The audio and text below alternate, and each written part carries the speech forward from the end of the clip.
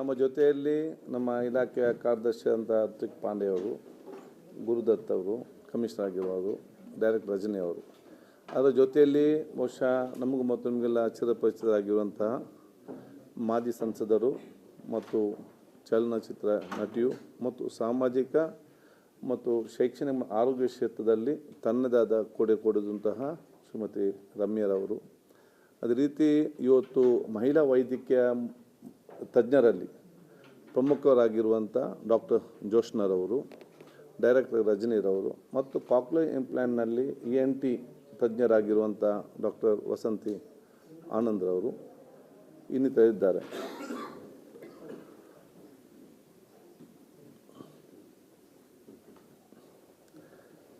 ಕರ್ನಾಟಕ ಸರ್ಕಾರ ಅತಿ ಶೀಘ್ರದಲ್ಲಿ ಮಹಿಳೆಯರಿಗೆ ವಿಶೇಷವಾದ ಆರೋಗ್ಯ ಯೋಜನೆ ತರಲಿಕ್ಕೆ ನಾವು ಇವತ್ತು ಇಚ್ಛಿಸಿದ್ದೇವೆ. ಈಗ ನಮ್ಮ ಹತ್ರ ಹೆಲ್ತ್ ಪಾಲಿಸಿ ಅಂತ ಇದೆ. ಅದೇ ನಮ್ಮಲ್ಲಿ ಇಡೀ ನಮ್ಮ ರಾಜ್ಯ ಅಂತಲ್ಲ, ದೇಶದಲ್ಲಿಯೂ ಕೂಡ ವುಮನ್ ಹೆಲ್ತ್ ಪಾಲಿಸಿ ಅಂತೇಳಿ ಸಪ್ರೇಟಾಗಿ ಇಲ್ಲ. ಅದಕ್ಕಾಗಿ ಮಹಿಳೆಯರಿಗೆ ಸಂಬಂಧಪಟ್ಟಾಗೆ ಎಲ್ಲ ಆರೋಗ್ಯ ಕಾರ್ಯಕ್ರಮಗಳು ಕೂಡ ಅದು ಬಹುಶಃ ಈ ಹೆಲ್ತ್ ಪಾಲಿಸಿ ಬಂದ ಕಾರಣ ಮಹಿಳೆಯರಿಗೆ ಸಿಕ್ಕುವಂಥ ಆದ್ಯತೆ ಸ್ವಲ್ಪ ಕಡಿಮೆ ಆಗ್ತಾ ಇವತ್ತು ಬರ್ತದೆ. ಇದನ್ನೆಲ್ಲ ನಾವು ಮೈಗೂಡಿಸಿಕೊಂಡು ಚರ್ಚೆ ಮಾಡಿ ನಾವು ಮುಂದಿನ ದಿನಗಳಲ್ಲಿ ಕರ್ನಾಟಕ ರಾಜ್ಯದ ಬಹುಶಃ ದೇಶದಲ್ಲಿ ಪ್ರಪ್ರಥಮವಾಗಿ ವುಮನ್ ಹೆಲ್ತ್ ಪಾಲಿಸಿ ಎಂಬ ಒಂದು ಪಾಲಿಸಿಯನ್ನು ತರಲಿಕ್ಕೆ ನಾವು ಇಚ್ಛಿಸಿದ್ದೇವೆ. ಇದರಲ್ಲಿ ಮೊದಲ ಆದ್ಯತೆಯಲ್ಲೇ ನಮಗೆ ನಮ್ಮ ರಮ್ಯರವರು ಮತ್ತು ಡಾಕ್ಟರ್ ಜೋಷ್ನರವರು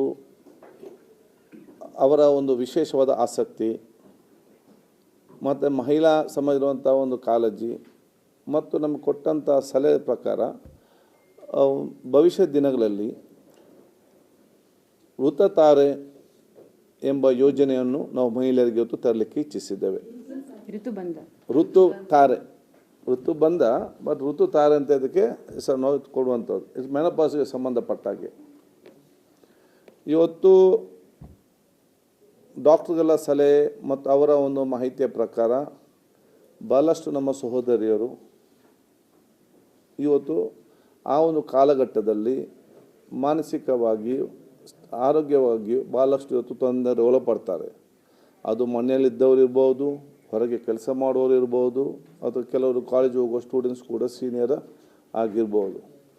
ಆ ಒಂದು ಸಂದರ್ಭದಲ್ಲಿ ಅವರನ್ನು ಗುರುತಿಸಿಕೊಂಡು ಅವರಿಗೆ ಬೇಕಾಗುವಂಥ ಜನಜಾಗೃತಿ ಕಾರ್ಯಕ್ರಮ ಹಮ್ಮಿಕೊಳ್ಳುವಂಥದ್ದು, ಜನಜಾಗೃತಿ ಕಾರ್ಯಕ್ರಮ ಹಮ್ಮಿಕೊಳ್ಳುವ ಜೊತೆಯಲ್ಲಿ ಬಹುಶಃ ಅವರಿಗೆ ಕೆಲವೊಂದು ಮಾಹಿತಿ ಕೊಡುವಂಥದ್ದು.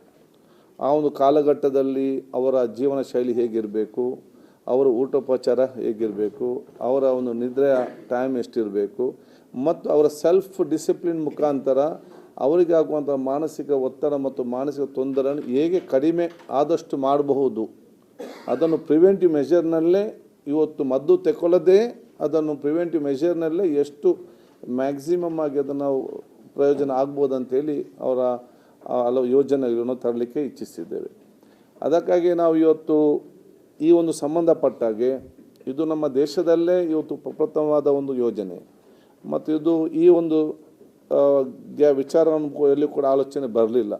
ಪ್ರಪ್ರಥಮವಾಗಿ ಆದ ಕಾರಣ ಕರ್ನಾಟಕ ಸರ್ಕಾರದ ಆರೋಗ್ಯ ಇಲಾಖೆಗೆ ಇದರ ಬಗ್ಗೆ ವಿಶೇಷವಾದ ಮಾಹಿತಿ ಮತ್ತು ನಮಗೆ ಸಹಕಾರ ಕೊಡಲಿಕ್ಕೆ ಬೇಕಾಗಿ ನಾವು ಡಾಕ್ಟರ್ ಜೋಷ್ನರವರನ್ನು ಈ ಒಂದು ಪಾಲಿಸಿ ನಿಯಮ ಪಾಲಿಸಿ ಮಾಡಬೇಕು, ಪಾಲಿಸಿ ಕಮಿಟಿಯ ಅಧ್ಯಕ್ಷರನ್ನಾಗಿ ಮಾಡಿ ಅವರ ನೇತೃತ್ವದಲ್ಲಿ ಒಂದು ಅಧಿಕಾರಿಗಳ ಮತ್ತು ನಾವು ಒಂದು ಸಮಿತಿಯನ್ನು ಮಾಡ್ತೇವೆ. ಅದೇ ರೀತಿ ಜನರಿಗೆ ಜನಜಾಗೃತಿ ಮತ್ತು ಪ್ರಿವೆಂಟಿವ್ ಮೆಷರ್ಸ್ ಮತ್ತು ಜನರನ್ನು ಒಂದು ವಿಶ್ವಾಸಕ್ಕೊಳಪಟ್ಟು ಅವರು ಬಹುಶಃ ನಮ್ಮ ಸರ್ಕಾರದ ಕಾರ್ಯಕ್ರಮವನ್ನು ಅವರಲ್ಲಿ ಮೈಗೂಡಿಸಿಕೊಂಡು ಸ್ವಯಂ ಪ್ರೇರಿತವಾಗಿ ಹೋಗಲಿಕ್ಕೆ ಬಹುಶಃ ಇದಕ್ಕೆ ನಾನು ಭಾಳ ಸಂತೋಷದಿಂದ ನಮ್ಮ ಚಲನಚಿತ್ರ ನಟಿಯವರು, ಮಾಜಿ ಸಂಸದರು, ಮಹಿಳೆಯರ ಬಗ್ಗೆ ಹಲವಾರು ಯೋಜನೆಯಲ್ಲಿ ಕಾಳಜಿ ವಹಿಸಿಕೊಂಡು ಕಾರ್ಯನಿರ್ವಹಿಸುವಂಥ ರಮ್ಯರವರು ಇವತ್ತು ಅದಕ್ಕೆ ನಮ್ಮ ಬ್ರ್ಯಾಂಡ್ ಅಂಬಾಸಿಡರ್ ಆಗಿ ಇವತ್ತು ತನ್ನ ಕಾರ್ಯವನ್ನು ಇವತ್ತು ನಿರ್ವಹಿಸಿದ್ದಾರೆ. ನಾನು ಹೇಳಿದ್ದವರಿಗೆ ನಾವು ಹೇಳಿದ್ರೆ ಏನು ಕೇಳುವುದಿಲ್ಲ, ನೀವು ಹೇಳಿದ್ರೆಲ್ಲ ಕೇಳೋರು ತುಂಬ ಜನ ಇರ್ತಾರೆ. ಅದಕ್ಕೆ ಅವರು ಚೈಲ್ಡ್ ಆ್ಯಂಡ್ ವುಮನ್ ಮಕ್ಕಳ ಮತ್ತು ಹ್ಯೂಮನ್ ಹೆಲ್ತ್ಗೆ ಸಂಬಂಧಪಟ್ಟಾಗೆ ನಾವು ಕಾರ್ಯಯೋಜನೆಯ ನಮ್ಮ ಸರ್ಕಾರದಲ್ಲಿ ನಾವು ಇವತ್ತು ಮಾಡ್ತೇವೆ. ಆರೋಗ್ಯ ಮತ್ತು ಕುಟುಂಬ ಇಲಾಖೆಯ ಮುಖಾಂತರ ಅದು ನಮ್ಮ ಕಿವುಡ ಮಗರಿಗೆ ನಮ್ಮ ಕಾಕ್ಲೆ ಇಂಪ್ಲಾಂಟ್ ಇರಲಿ ಯೋಜನೆ ಇರಲಿ, ಮಕ್ಕಳು ಶ್ರವಣ ಮುಕ್ತ ಸಮಾಜ ನಿರ್ಮಾಣ ಮಾಡಬೇಕು, ಇಂಥದಕ್ಕೆಲ್ಲ ಬಹುಶಃ ಅವು ದೊಡ್ಡ ಮಟ್ಟದ ಜನಜಾಗೃತಿ ಕೊಟ್ಟು ನಮ್ಮ ಇಲಾಖೆಗೆ ಮತ್ತು ಜನರಿಗೆ ದೊಡ್ಡ ಮಟ್ಟದ ಒಂದು ಪ್ರಯೋಜನಕಾರಿ ಆಗಲಿಕ್ಕೆ ಕೂಡ ಅದನ್ನು ವಹಿಸಿಕೊಂಡಿದ್ದಕ್ಕೆ ನಾನು ನಮ್ಮ ಕರ್ನಾಟಕ ರಾಜ್ಯ ಜನತೆಯ ಪರವಾಗಿ, ಇಲಾಖೆಯ ಪರವಾಗಿ, ಸರ್ಕಾರದ ಪರವಾಗಿ, ಮುಖ್ಯಮಂತ್ರಿಗಳ ಪರವಾಗಿ ನಾನು ವಿಶೇಷವಾಗಿ ಅವರನ್ನು ಧನ್ಯವಾದನ ಕೃತಜ್ಞ ನಾನು ಸಲ್ಲಿಸ್ತೇನೆ.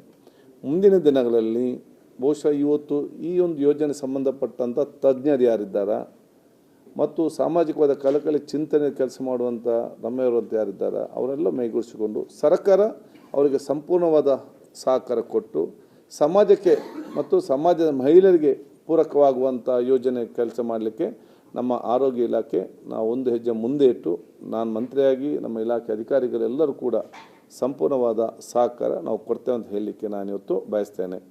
ನಾವಿಲ್ಲಿ ಎಷ್ಟೇ ಹೇಳಿದರೂ ಕೂಡ ನಿಮ್ಮ ಬೆಂಬಲ ಇಲ್ಲದೆ ಏನು ಮಾಡಲಿಕ್ಕೆ ಆಗುವುದಿಲ್ಲ. ಸೊ ನೀವು ಕೂಡ ಇವರ ಪಾರ್ಟ್ ಆಫ್ ಅರ್ಸ್, ನಿಮ್ಮ ಕೂಡ ನಮ್ಮೊಟ್ಟಿಗೆ ಸೇರಿಸಿಕೊಂಡು ನಾವೆಲ್ಲರೂ ಕೂಡ ಸಾಮಾಜಿಕವಾಗಿ ಚಿಂತನೆ ಇರುವಂಥವರು, ನಾವು ಜನಪ್ರತಿನಿಧಿಯಾದ ನಾನಿರಲಿ, MLAಗಳಿರಲಿ, ಅಧಿಕಾರಿ ವರ್ಗದವರಿರಲಿ ಮತ್ತು ಮಾಧ್ಯಮ ಮಿತ್ರರು ತಾವೆಲ್ಲರೂ ಸೇರಿ ಈ ಒಂದು ಯಶಸ್ಸುಗೊಳ್ಳಲಿಕ್ಕೆ ಕೆಲಸ ಮಾಡುವಂತ ನಾನು ಕೇಳಿಕೊಂಡು ಅತಿ ಶೀಘ್ರದಲ್ಲೇ ಈ ಪಾಲಿಸಿಯನ್ನು ಮತ್ತು ಯೋಜನೆಯನ್ನು ಬಿಡುಗಡೆ ಮಾಡಿ ನಾವು ಆಶಾ ಕಾರ್ಯಕರ್ತರ ಮುಖಾಂತರ ಮನೆ ಮನೆಗೆ ಸರ್ವೆ ಮಾಡಿಕೊಂಡು ಮುಂದಿನ 6 ತಿಂಗಳ ಒಳಗಡೆ ನಮ್ಮ ಕರ್ನಾಟಕ ರಾಜ್ಯದಲ್ಲಿ ಇದಕ್ಕೆ ಪೂರ್ವವಾಗಿ ಪ್ರೀ ಮೊನೋಪೋಸ್ ಮತ್ತು ಪೋಸ್ಟ್ ಮೊನೋಪೋಸ್ನಲ್ಲಿ ಎಷ್ಟು ಇದ್ದಾರೆ ಅಂತೇಳಿ ಡೇಟಾ ನಾವು ತಗೊಂಡ ಕೆಲಸ ಮಾಡಿಕೊಂಡು ಮತ್ತು ಹಂತವಾಗಿ ಮುಂದೆ ಹೋಗೋಂಥ ಕೆಲಸ ಖಂಡಿತವಾಗಿ ಮಾಡೋದು ಮಾತ್ರ ಅಲ್ಲ, ನಾವು ಇದನ್ನು ಕಾರ್ಯರೂಪಕ್ಕೆ ತಂದು ಕೇಂದ್ರ ಸರ್ಕಾರ ಸಚಿವರನ್ನು ಭೇಟಿಯಾಗಿ ಈ ಒಂದು ಯೋಜನೆಯನ್ನು ಈ ದೇಶದ ಮಹಿಳೆಯರು ಕೂಡ ತಗೊಳ್ಬೇಕಂತೇಳಿ ಕೇಂದ್ರ ಸರ್ಕಾರ ನಾವು ಕೂಡ ಒತ್ತಾಯ ಮಾಡ್ತೇವೆ. ಇನ್ನೂ ಇವರಿದ್ದಾರೆ, ಪ್ರಶ್ನೆ ಕೇಳಿ ಉತ್ತರ ಕೊಡ್ತಾರೆ.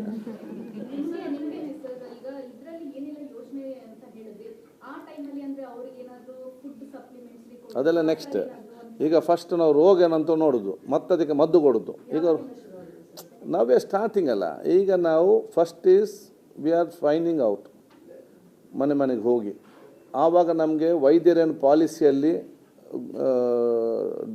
ಡೂ ಆ್ಯಂಡ್ ಡೋಂಟ್ಸ್ ಏನಿದೆಯಾ ಅವ್ರಿಗೆ ಮನೆ ಮಾಹಿತಿ ಕೊಡ್ತೇವೆ. ಈ ಒಂದು ಕಾಲಘಟ್ಟದಲ್ಲಿ ನಿಮ್ಮ ಊಟದ ವ್ಯವಸ್ಥೆ ಹೇಗಿರಬೇಕು, ನಿಮ್ಮ ಜೀವನ ಎಕ್ಸಸೈಸ್ ಹೇಗಿರಬೇಕು, ನೀವು ಎಷ್ಟು ಗಂಟೆ ನಿದ್ದೆ ಮಾಡಬೇಕು, ಯಾವ ವಿಚಾರ ಇರಬೇಕು, ಇದೆಲ್ಲ ಏನವರ ಮಾಹಿತಿ ಎಲ್ಲ ಕೊಡ್ತೇವೆ.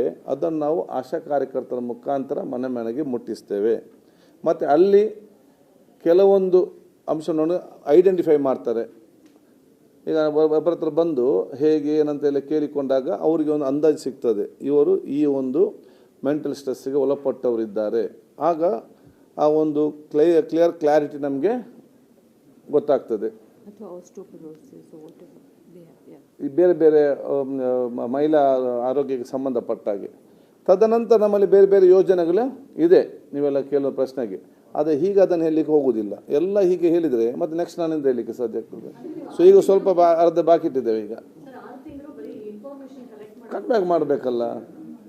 Awareness and the information by 6 months will get complete data in our hand. ಯಾಕೆ ನಾವೀಗ ಇವರು ಪಾಲಿಸಿ ಮಾಡಿಕೊಟ್ಟಾಗ ನಂತರ ನಾವು ಅದನ್ನು ಅದು ಅಫಿಷಿಯಲ್ ಆಗಿ ನಾವು ಅದನ್ನು ಅನುಷ್ಠಾನ ಮಾಡಬೇಕು. ಅದಕ್ಕೆ ಬೇಕಾಗುವಂಥ IEC program, information education communication ಬೇಕಾಗುವಂಥ ಎಲ್ಲ ಡೀಟೇಲ್ಸನ್ನು ನಾವು ಅದನ್ನು ಪ್ರಿಂಟ್ ಮಾಡಬೇಕು. ತದನಂತರ ಇವರ ಮುಖಾಂತರ ನಾವು ನಮ್ಮ ಎಲ್ಲ ಆಶಾ ಕಾರ್ಯಕರ್ತರು ಟ್ರೈನ್ ಮಾಡಲಿಕ್ಕೆ ಟ್ರೈನರ್ಗಳನ್ನು ನಾವು ತಯಾರು ಮಾಡಬೇಕು. ಒಂದು ರಾಜ್ಯದಲ್ಲಿ ಒಂದು 50 ಜನರ ಮಹಿಳೆಯರು ನಾವು ಟ್ರೈನ್ ಮಾಡಿ ಅವರು ಎಲ್ಲ ಜಿಲ್ಲೆಗೆ ಹೋಗಿ ಅಲ್ಲಿ ಆಶಾ ಕಾರ್ಯಕರ್ತರಿಗೆ ಟ್ರೈನ್ ಮಾಡಬೇಕು. ಅವ್ರ ನಂತರ ಮನೆಗೆ ಹೋಗಬೇಕು. ಸೊ ಇಟ್ ಈಸ್ ಇದು ಇವತ್ತು ಸ್ಟಾರ್ಟ್ ಆದಷ್ಟೇ, ಇವತ್ತೇ ಮುಗಿದಿಲ್ಲ. ಇದರಲ್ಲಿ ಇವತ್ತು ನಾವು ಸ್ಟಾರ್ಟ್ ಮಾಡಿದ್ದೇವೆ. ನಮಗೆ ಎಲ್ಲರ ಸಹಕಾರ, ನಿಮ್ಮೆಲ್ಲ ಸಹಕಾರ ಮುಖಾಂತರ ಒಂದು ಮಾದರಿಯಾಗಿ ನಮ್ಮ ಕರ್ನಾಟಕ ರಾಜ್ಯ ಈ ಒಂದು ವಿಚಾರದಲ್ಲಿ ಮುಂದೆ ಬರ್ತಂತ ಹೇಳಲಿಕ್ಕೆ ನಾನು ಇವತ್ತು ಬಯಸ್ತೇನೆ.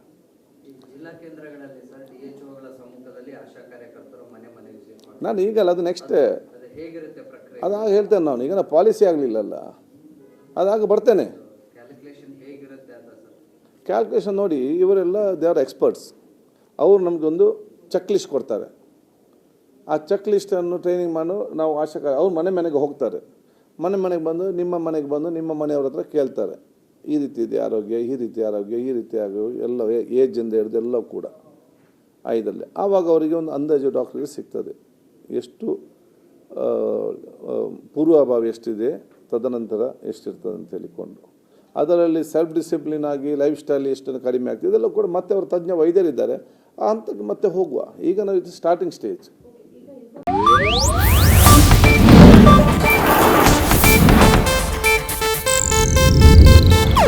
ಇದು ಏಷ್ಯಾನೆಟ್ ನ್ಯೂಸ್ ನೆಟ್ವರ್ಕ್ ಪ್ರಸ್ತುತಿ.